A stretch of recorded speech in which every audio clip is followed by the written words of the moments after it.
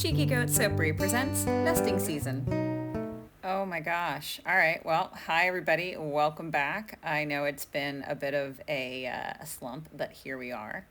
We'll get right into it. That's me popping in the lye solution, which in this case also has raw silk and powdered sugar and my sodium lactate in it. And this is the raw goat milk going in. Into my cooled oils. I get a lot of questions on what temperature I tend to soap at, and I say room temperature, but that's kind of a misnomer. It's not room temperature. Room temperature, because I live in Florida, is probably around 78 to 80 degrees in my studio usually, and it really is usually around 90 to 100 degrees, the actual oils. So they're not totally room temp. However, the lye solution is room temperature. That is something that I make in advance. I master batch it out and then use it as I need it. So that is all added together and blended. I use a stick blender. I don't blend a whole bunch because if I do blend too much, then my recipe gets super thick. So this is a remake, and I'll talk a little bit about the colors I was using and kind of the choice here that I was changing my mind about. This soap top is such an iconic one for me. It was one of the first ones that really took off on my Instagram, and I was super excited, except for the part where I knew the inside wasn't as cute. And I really struggled with that. And that's something I feel like a lot of artists go through, especially soap artists, is that we really like one part of the soap or really like one part of the project, but we don't like the rest of the project. So, despite it being such a popular soap and having so many people really wanting me to make more of it, I just had no joy at the idea of making this soap. So, I didn't make it, even though it was so iconic for me and such a good seller because I hated the interior. I'll pop a picture of what it looked like up here in just a second. And yeah, there it is. You can see it's not exactly a vibe. The tree was decent, but I wanted little flowers, and it was not a vibe. It did not go together, and I really struggled with how ugly I felt the interior of the bar was compared to how beautiful the top was. So I was talking to a good friend of mine, a wonderful friend of mine. Her name is Nicole. Hi, Nicole. And just sort of figuring out what I could possibly do to change this soap up. And this month in the Soap Challenge Club, it was Drop Swirl, or I should say last month now, by the time this actually gets posted. But anyway, so we were just chit-chatting about these nests and how much I love them, but how they didn't really go the way I wanted them to, and how frustrating I was, and just chit-chatting back and forth. And suddenly it hit me to do a nest in the interior of the soap with these drop swirls, kind of like the rest of the challenge club was doing, because now I am part of bubble support, so I can't compete anymore, which is a choice that I made, and I'm happy with that choice, but it does mean that some of my ideas get stifled. So that's how the design came to be. So thank you, Nicole. You didn't even realize what you were doing when we were talking, but you inspired me, and I'm so thankful. On to colorants. So this first one here is Copper Penny from Nurture Soap with a dash of Gold Glimmer. This next one is also mostly Copper Penny from Nurture Soap with a dash of Espresso from Brambleberry, and a little bit of Trial by Fire Red from Nurture to kind of give it a more wood look. I'm very interested in how micas look compared to what my brain says this color should be. So I tend to mix a lot of colorants. This makes my life harder later on because I unfortunately don't take very good notes, but it does help me get to having unique colors because at the end of the day, the only way I can express myself is by trying to match these colors to what my brain says it should look like. And for the most part, it works out pretty decently. Off screen, you can't see it. I'm mixing in activated charcoal and a little bit of black oxide in a very small cup because I only needed a little bit of the black soap. Then the next one we're going to be mixing down there at the bottom. It's going to be Yellow Taxi Cab from Mad Micas, along with Yellow Raincoat, which I think is Nurture Soap. I could be wrong. I apologize if I've mixed those two up, but that's the blend. And there's also a dash of titanium dioxide. The titanium dioxide I use is from Brambleberry because it is oil soluble. And I prefer that compared to the water soluble because I do not enjoy when I get the little crackle look that too much water and glycerin rivers can have in the soap. And that's something that unfortunately I experience when I use water-based TD. This is Laurel Green, also from Nurture Soap. Completely straight. There's nothing else in this. It's just Laurel Green. It's a really beautiful green and one of the very few ones that I don't feel like I have to add other fragrances or colors into to make it the way I want. Which, like I just noted, is a problem for me because I am never satisfied. I want everything to be exactly as I picture in my head, and unfortunately, I've not figured out a way to do that just yet. Maybe one day I will, but in the meantime, this is what we have to work with. This is that same laurel green with a dash of black green or green black mica from Micas and More. Just a nice dark green. One of the most interesting things to me about this particular soap, and one of the things that I think is the most successful part of this soap, is that I don't use one color for anything. I variate the greens, I variate the browns, there's yellow in there. It's always dynamic, and I'm trying to give a sense of reality and movement, as obviously this can't be a photorealistic picture of soap, but I would like it to be a lot closer. And that is one of the things that I think really sets this top apart from the others. This green is Midnight Blue with Force of Nature, which is one of my favorite greens. It makes this super rich, really beautiful jewel tone green that I cannot get out of a bottle anywhere. I've looked to find a blend that does this because I can usually blend it the way I like, but again, not always good at notes. But this is just a nice, deep, beautiful jewel tone green. And then last but not least, that Siren Song up at the top.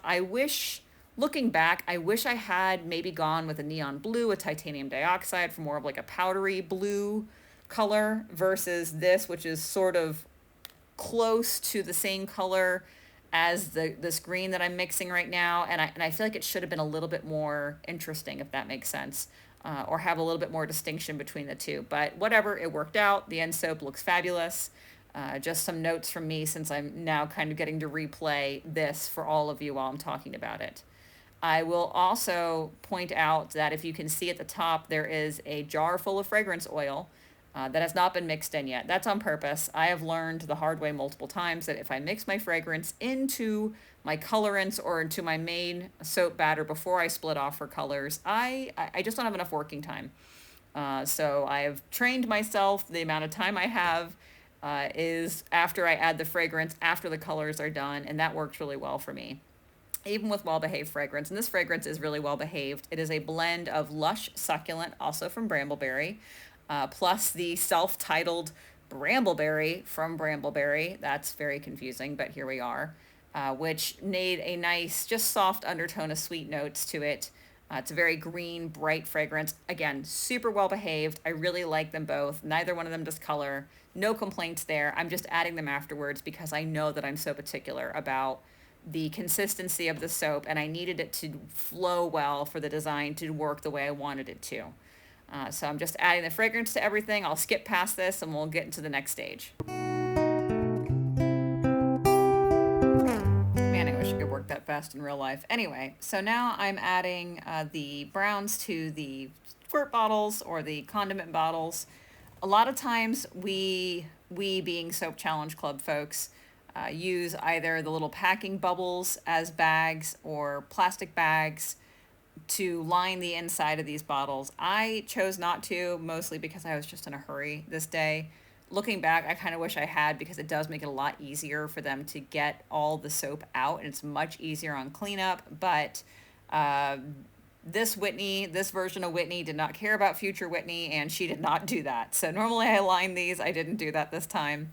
This is just to actually make the nest itself in the middle of the soap. So that's why it's done in these little squirt bottles, because I knew I would want more control when I got to that part of the soap. So I'm going to do the same thing here with the dark brown, and I'm going to kind of skip past this part and we're going to get to the next. Okay, so I knew for this soap, I wanted the canopy of leaves to be surrounding the nest. So to do a good drop swirl, you have to start with a base color. So I just poured in my nice dark green here with a little bit of other green blended in for a little bit of variation. So here is now me kind of coming back and going through with the lighter green. So I just layered this up and built this up layer by layer until I kind of had a really nice dense canopy for the base of the nest itself to be in. This is sort of a pointy layers kind of vibe, was kind of what I was thinking. It doesn't necessarily need to be a pointy layers. You can do other things. You can just do a regular drop swirl or an in the pot swirl, but I was wanting it to be interesting. I'm jiggling the soap like that because it was starting to kind of set up a little bit on me, and I didn't want it to get too hard, and I also didn't want to put it down, go find a spatula, clean it off, and then redo it. So just gonna layer all the colors in here until I get to the point of the nest, and I'm going to go ahead and stop talking here and add in some music so you can just watch me pour in real time.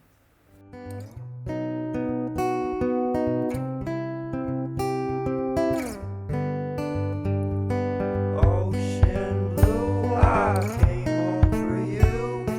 Cut my hair in the dress that you wear. Don't you leave, now it's my time to go.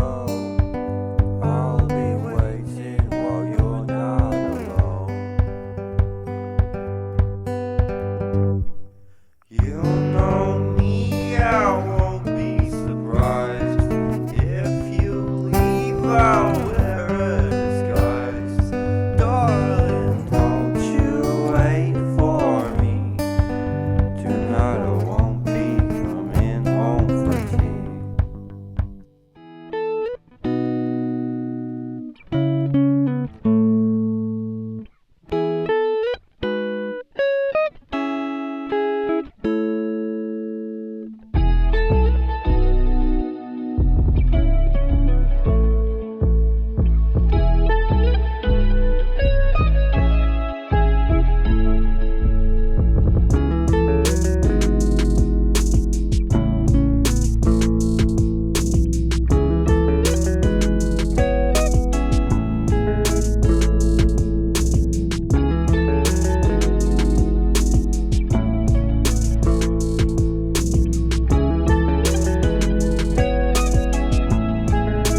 Okay, main canopy is on. Now it's time for the nest. So initially I wanted the nest to just be super small and right in the middle, and I wanted the leaves to be around it. And then as I was making it, I was like, "Oh no, Whitney, this is not going to be good. We're going to have to make this a little bit bigger." So you'll see me just literally willy-nilly layer this in, dropping this in. It's a mini drop swirl slash pointy layer slash just figuring out how to make it look variated and interesting, like a pile of sticks, like an actual nest. And again, going back, what would I do differently? I would probably put that black into a little condiment container as well, because I realized I wasn't using it and I was not getting it as varied as I want. So here I'm just kind of going to town and really trying to blend everything together so it's interesting and it's different and they've got some depth to it so it looks like a pile of sticks. Then I remembered I had the black and I was like, oh no, I should have put this in sooner, and I didn't. So I sort of drip this in and then go back in with the dark brown and the light brown. I later figured out that if I use the black correctly, it really gives a beautiful shadow to highlight the eggs, which I used in another soap that I made similar to this with my daughter that I will be posting shortly, our crow soap. So just a word of the wise, if you want to repeat this design or this technique, put your black into a squeeze bottle and use it to highlight the ends instead of just kind of dripping and hoping like I do here. So I end up taking the brown all the way to the edges of the green so it totally blocks the green. This kind of gives the bowl shape that I'm looking for, because a nest is basically a bowl, right? A bowl just for eggs that birds created. And it gave it also a chance to start to firm up a little bit. So there's literally no rhyme or reason. I am just trying to make it as interesting and varied and different as possible, because nature isn't perfect. Nature's never going to be the exact same thing, and that's really what I was going for here. So again, I wasn't sure if the black was going to work out. I was really nervous about this when I was actually making the soap, and I was thinking to myself, man, I hope I did this right. I hope this comes out. I hope that this looks the way I think it will. So I used the little spatula here to splatter this black everywhere, again, just to have some depth of field and make it look interesting. And when I got to the end of the browns, I then decided to add in the eggs itself. Again, looking back, I now think that I will probably add more black, or actually surround at least part of the eggs in black, maybe the top of them, to help them pop. So here is the first egg. They did have a top and a bottom. They're kind of a teardrop shape. I had squished them out and then not realized that I needed to cut a little bit more off, because when I squished them out, it was a little too long. So that's what I was doing there, is cutting it. And again, putting them in very carefully right in the middle, with the top of the egg, or the more narrow end, being the end that I wanted to face up. So you'll see me kind of go through and look at each one, make sure I've got the right side being up, and then turning it and carefully placing it in there. I do get a little messy with this. I should have used my tongs from the start. You see me kind of thinking, oh, that'll work. Should I cut it? No, I shouldn't. What should I do? And then I grab my tongs and I pinch a little piece off there. So you can see how I decided to fix that afterwards. I should have cut this ahead of time and checked, but did I? No, sure didn't. And now I'm just kind of tucking the eggs close to each other and making space for the third egg, which it will be right here. And this one goes right in. I look at it and I'm like, okay, that's a little too long. And I cut it because I learned from my first two mistakes. So see, I can learn. I'm very proud of me. Good job, me. Well done, Whitney. They grow so fast. And I use my tongs to put it in instead of trying to put my hands in there. So now I'm just going to tuck them all together and get them all nestled and try to make sure they're all up, and they're all up along the entire way. No one's tilted, and make sure that they are well secure in the nest. Now, I wanted the nest to have that pop of blue behind it, so you could see that there was a little bit of sky peeking through, and we just got this little lucky look at this nest in the treetops. So I'm cleaning up the edges right now and getting everything kind of ready for me to put that other part in. And then I'm going to surround the top with the greens again for the canopy, and then pipe the rest of it. So I'm just going to clean up real quick, get everything ready, and then on to the next one. Okay, so quick change of cleanup there, and now I'm just getting all the greens sort of together. I was trying to decide if I wanted the canopy to be right on top of it, or if I wanted the sky to be peeking through. And so I decided just to do an in the pot swirl with all the greens, and then realized that the blues might get a little lost. So you'll see me go back and add in the actual sky and then do this on top. So I'm just mixing them together. Notice I'm not mixing them right now, but I'm just adding them all in the same pot so we have that difference of color. Again, looking back, I wish I would have gone a little bit more careful with my greens to make it more interesting, but it ends up working out, and I'm totally thrilled with how the soap looks. So there is no such thing as a bad soap. It's all soap at the end, and it still looks really, really cute. But that's just what I'm doing here, is I'm just collecting all the greens so I know what I'm going to go to next, and cleaning up my workspace. I'm a very messy soaper, so it's good for me to take a second and just kind of clean up, make everything in the same area, and be ready to roll for when I actually need it to go, because otherwise I tend to make a huge mess, and I hate that about me. But here we are. So here is my blue. You can see me adding in the last bit of fragrance to the blue now and mixing that in. Remember, I told you I don't like to add the fragrance till I'm ready to pour, because I sometimes need that fragrance to help loosen up my batter, because my batter is such a butter-rich recipe that it tends to start getting hard on me, starts turning into pudding. So if I need it to flow, I will wait until the end, and then add the fragrance specifically to it. And that gives me a little bit more working time. And the soap comes right back to a very workable consistency. This isn't obviously a light trace, but it's, a medium trace, and that's perfect for what I need it to do.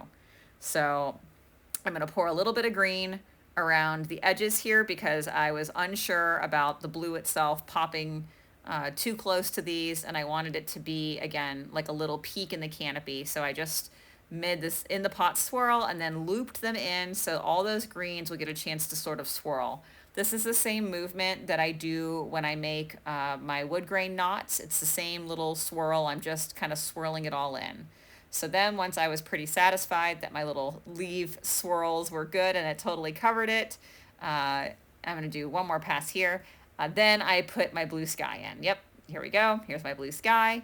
And I almost didn't catch it in time. You can kind of see I was like, oh, do I catch it or do I let it move around? I decided to let it move around so it naturally looked like a pocket in the sky. So that way it had that creep of the green on the sides, and this kind of pushed it out naturally versus me trying to force it in there.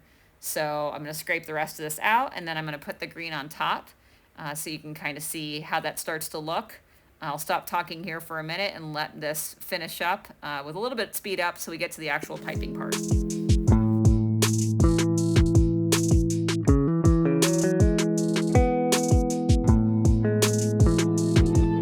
Okay, so now I'm satisfied with this. I cleaned up my space, and now I'm going to put my nests in.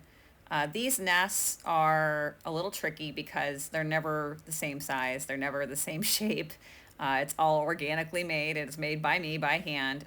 So I use my appropriately sized tweezers here to sort of, you can see me here, eyeball how big the bar is going to be, because when I cover this with leaves, it's really hard for me to see just how much nest I'm cutting.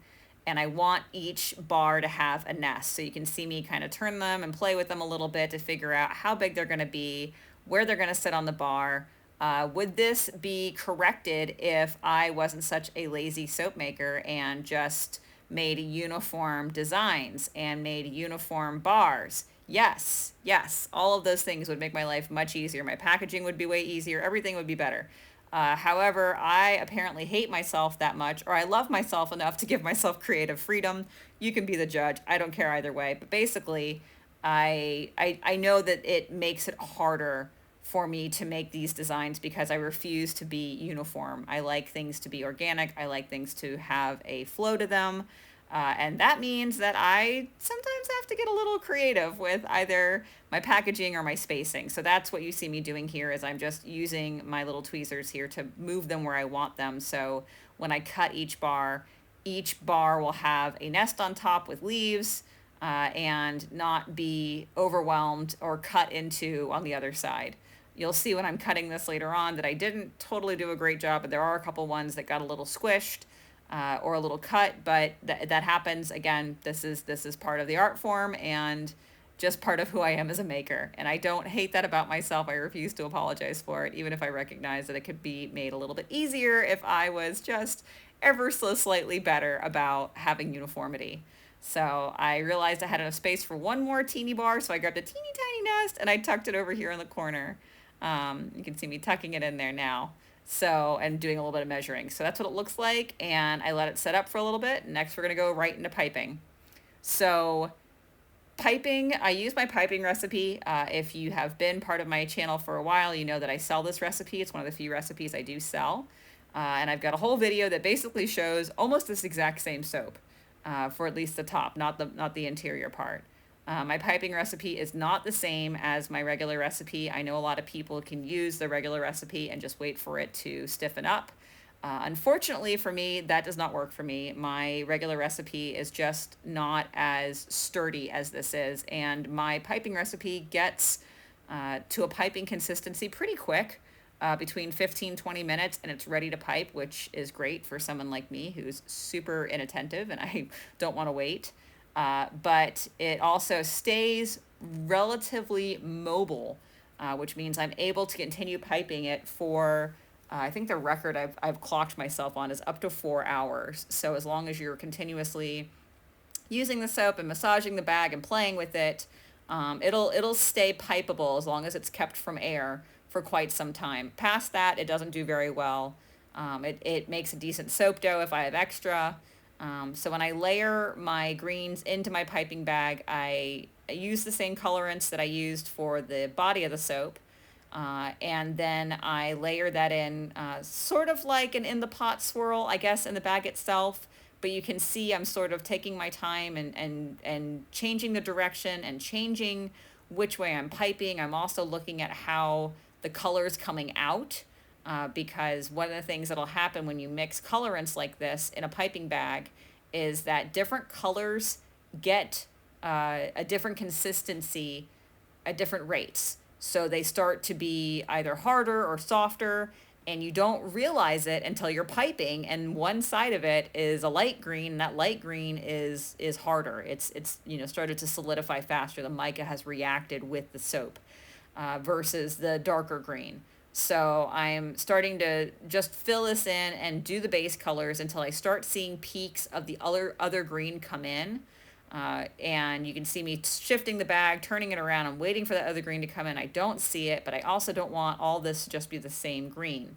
So halfway through this, I decide, okay, I'm not getting the other color. Let me go ahead and start piping on the other soap, which you'll see me switch to. And I will, show a little bit of piping on that too. This soap was made at the same time. This is another kind of trick of the trade for me, at least.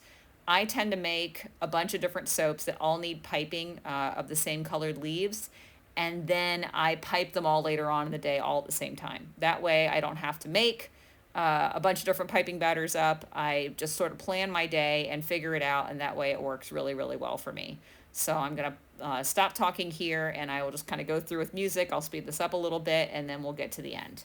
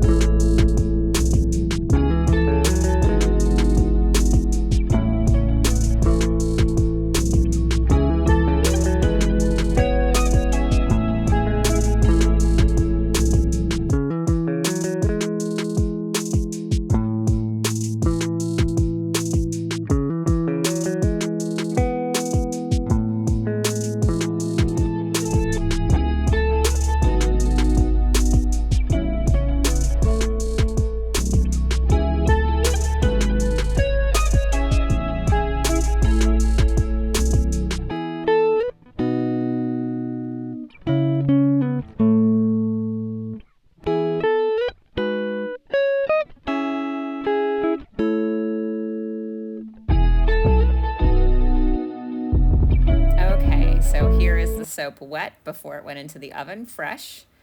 Here it is the next day, beautiful and ready to be cut, and straight into cutting. So you will notice that I start cutting this soap right side up. This cutter is one that was custom made for me. It was ordered by my sister, Roxanne, at Caprica Soapery, and it's made by the incredible team of Alex and Alex at Custom Craft Tools. Because I, again, refused to limit myself to certain heights, I needed a super tall cutter. The only issue with that is the taller it goes, the less stable it is. So Alex and I, tried to figure out some ways to do it, and we decided just to making the depth of the actual tray longer was a better choice. Because when I do not put it on its side like this, I end up getting odd little offcuts from the edges of the cutter there. So this is what we ended up going with. It works really well for me, and I love it. So this is a incredible cutter. I love Custom Craft Tools. They're just an incredible company, and I love how this soap came out. I'm delighted with it. I think that the nest is super easy to recognize. I think it's very successful. I'm just tickled to death with how this design worked out. You can see me kind of adjusting this block here depending on how big the nest is. Remember, I told you my nests are not uniform in size, so I kind of have to play a little bit of Frogger with my cutter, but it's worth it. This is what I mean when I tell you every single bar is handmade and hand cut. I really do care this much. I'm this obsessive with every single soap that I make. It's exhausting, but I wouldn't have it any other way. So I'm going to go ahead and stop talking now and just put on music. I used to speed through this part, but I stopped because all of you complained that I wasn't showing you the entire process slow. So you'll see me make a couple offcuts here to make the bars more uniform and make sure I get a full nest in there. But you can watch the rest of these be cut and hopefully enjoy the music. And at the end, I will have the completed bars like usual. So thanks in advance for watching, and I hope you enjoyed the soap. And if you decide to emulate this design, I hope you tag me on your social media. I can be found basically on every single social media that there is under either Cheeky Goat Soap or Cheapy Goat Shenanigans if it's on TikTok. So thanks again to all of you, and I hope you enjoy my foray back into making videos on YouTube again. It's good to be back.